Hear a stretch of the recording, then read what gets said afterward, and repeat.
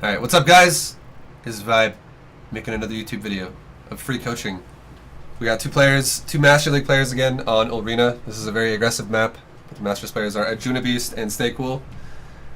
This map is a little different from a lot of the other maps in the map pool. It definitely favors things like one base builds, one base aggressions, and like just basically all-around aggressive play. The only thing that gets kind of weird about it is if both players don't actually manage to kill each other and it turns into a macro game, engaging through this little tiny choke point hallway can be a bit awkward. It can be a little bit awkward. So we'll see how these guys both kind of like want to take it from here. And right now we already have a gas going down for both of them actually. Stay Cool, or actually Stay Cool's doing gas trick, so he's actually going to play standard, whereas Ulrena is going for a 13-12. Or it's more like a 13-13. He made more drones. Right now, just the way the map is laid out, I give the advantage to Ulrena. If Stay Cool takes a hatchery first, which it looks like he's going to have such a hard time defending this. The biggest tip I can give people is you have to kind of pay attention to the map pool and look at the distance between your base and your opponent's base that the units will have to travel. And this is what it is right here. The units will spawn, they run right here, run there, and they're already at the natural. That is not very far. They're going to run from hatchery, when they spawn, to hatchery at the natural in about 10 to 12 seconds probably. Actually more like 15 or 16 without speed, and more like probably 8 with speed. Yeah. But it's just generally, it's short as shit. It's super fucking small. So I don't really recommend going hatchery first in this map. I feel like at the latest you should go for like a 17-17 into a hatchery later. But if you can actually manage to defend going hatchery first, you are in such a massive lead. So it's really up to this game right now. As in ZvZ, as soon as he sees this natural, which he already had, or he hasn't seen it yet, but he saw the pool how late it was. He should know that there's an expansion here. Right now, if I'm in ZvZ, I want to kill this hatchery. I do not want to bypass this hatchery. I want to kill it. Okay, good. Oh, he should... Okay. Don't agree with this. He really needs to kill this hatchery. If I'm Stay Cool, I need to stay cool. I gotta just defend now against these Zerglings that are in my main, which will be easy because look, he's already lost 2 lings. But I really want to just not overdo it. As Stay Cool, the purple Zerg, I know my opponent is gonna have speed before me. What I need to do. Get a Baneling Nest immediately, start Spine Crawler immediately, and start Double Queen immediately. He needs to start a Spine as soon as fucking possible. And he needs to not ever leave his creep. He needs to not attack. If I'm, again, going back on Ulrena's side, I don't like that he's expanding. I really think he should have committed more to the aggression and also should have tried really hard to deny the natural. What he's doing right now by kind of expanding and doing light pressure now is he's committing himself to a position where he's not actually going to kill this natural, and now he's just going to take his own later. If you open up 13-12, you kind of need to kill the natural or else you're not really going to be in a great position. Either that or you need to wait for Banelings to do a timing in the main and just go for the main with Banelings. So like right now, his lings are getting softened. They're getting cleaned up. Here comes the big timing. Oh, Stay Cool actually with... Stay Cool needs to not overdo it here. He still is fine right now. He's going to take some damage, but he's still fine. He just needs to not leave his creep and realize, okay, I have the advantage. I have a Spine Crawler. I need to just make drones now. I've secured my base here. I need to pay attention, have some Banelings, and just make drones. Like, he already has Banelings of his own, so you can, like, he needs to not be doing this. This is a waste. Don't even try. The only time you should do that is if you plan on counterattacking. And Stay Cool is not really in a position to counterattack. He's in a position to drone his natural. The drone count right now is still in favor of Stay Cool. If he just accepts that he's the defender, he will get so far ahead. And that's a little bit of a miss micro there. Going back to Ulrena's side of things, what I would do as him is... I feel like he has enough shit on the map. He really needs to start another queen for his natural, and he should also... well, right now he needs to deal with this counterattack. I don't really like that Stay Cool's counterattacking right now, because if he loses this army, he has to remake another army. Like now, he has to remake another army instead of making drones. I don't like that. They both really are lacking on the drones here. And Beast actually is the first one to make drones here. This is good for him. But we got 7 more in production from Stay Cool. That's the advantage of having his hatchery stay alive earlier.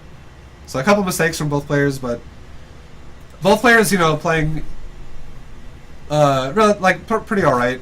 A couple mistakes on the micro, but I feel like they both could have improved the reaction of what they saw. As soon as Beast saw the natural right away, he needed to kill it and Stay Cool on the other side when he defended his natural because the Zerglings went to the main. As soon as he realized he had control of this location, he needed to drone it. If he drones it and then he makes like a roach run and does like a roachling baneling timing off of 2 base saturation, when the guy over here doesn't even have a natural saturated, he just wins the game. Straight up. You just win. But now with how they've kind of traded Lings for Banes over and over, they both have kind of similar economies. So the game's kind of like evening out. The 30 to 33 up here. So anyways, moving on. Going to the game from where they're at now. We got an Evo Chamber decision from Stay Cool. I don't mind it. I would love to see Carapace above all else on this. Because I think roaches are amazing on this map. And then from Beast, we have a roach run. We actually have a roach run. If we see melee out of here, or if we see like a fast layer, okay, it is a fast layer, I think Beast is going to win the game. If he goes for a roachling bait timing. We have double layer. Oh shit, he's nervous. Sorry, Stay Cool. The nerves are getting you. He also might be going for Drop Lord. Okay, that's actually what he's doing. He's not actually getting an upgrade. He wants Drop Lord. I think this is like cute, not really needed though. So we'll see how much he actually gets done with it. He's killed 2 drones so far, 3 drones. Okay, he's doing a lot because there's no Zerglings out of Anjuna here. He's going for pure roaches. Now, right now in this position, if I'm Anjuna, I resaturate both my bases properly, and I just go attack immediately before these spines are done. This map is small. He needs to go right now. If he doesn't go, he's screwed. If I'm Stay Cool, I just now saw, okay, there's a lot of roaches and he's still on hatchery tech, and I am gonna go for a spire. So I need to make spine crawlers, and I don't even think this is enough. I think he should honestly make like 3 more. I think he should not cancel it yet, but eventually if the roaches come up and attack it, then cancel it. But he should have like another spine, and like another spine. Because if these spine crawlers get nuked by corrosive bile, which they will, there's a chance he could die right now. He didn't really respect the roaches. This map is really tiny and reinforcements come really fast. The only thing Stay Cool had to do was stay alive until the mutas came out by making more spine crawler. And also like Zerglings. And imagine if there was already 3 spines as well back here and some Zerglings defending this. This timing would not be doing as much as it is right now. It would actually probably be getting cleaned up.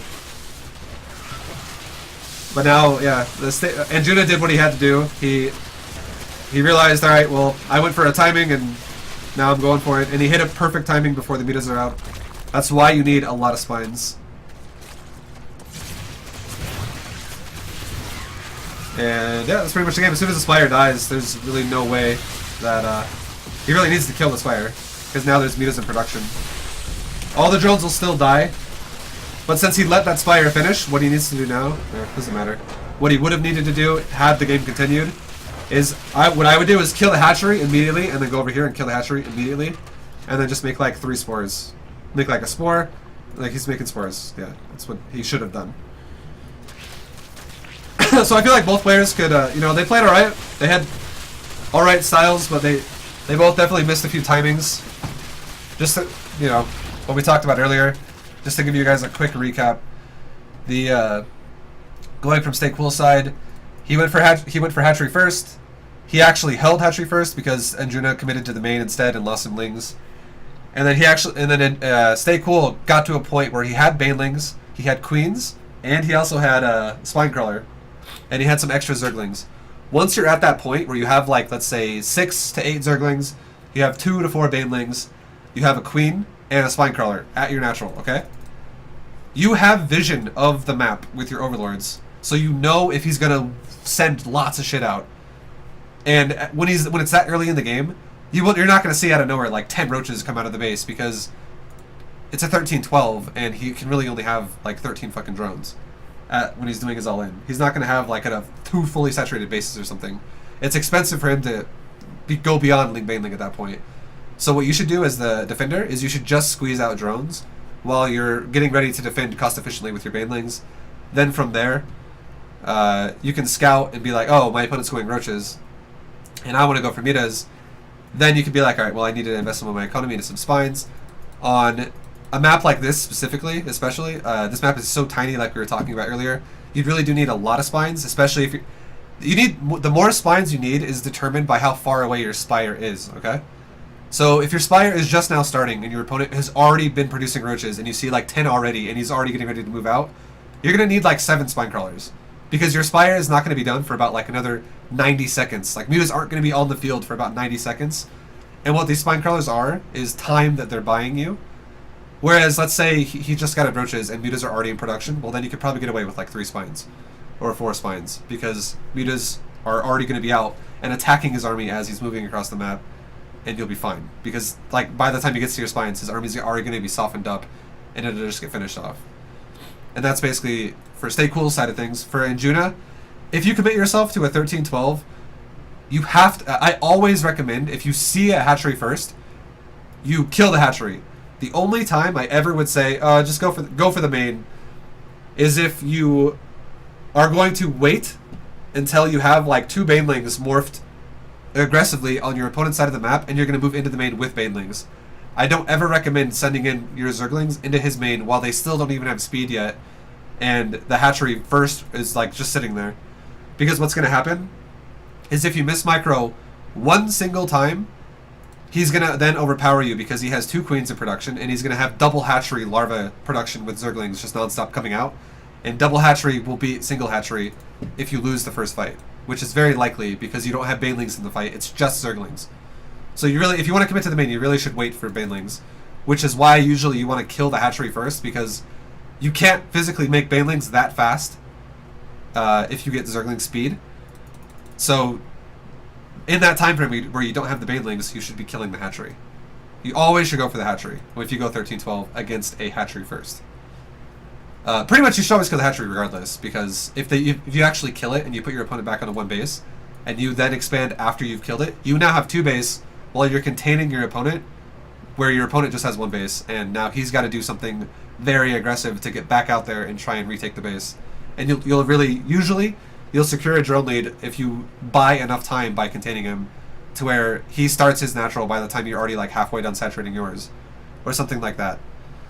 And then the follow-up, I liked Anjuna's follow-up better than Stay Cool's on this map, because again, this map is so tiny. I like the Roach Horn follow-up with the Baneling Nest, because you can do Roach Ling Bane timing is very, very strong on this map if one player is just rushing mutas. The units don't have to run very far across the map to get to the point until the mutas are out. I mean, if the mutas are out, it's really scary, but it's really hard to get them out on this map because it's so fucking small. Yeah, that's basically it though. That's it. I hope you guys enjoyed it. I hope you guys feel like you learned something. Thank you for watching. Into the video. Goodbye.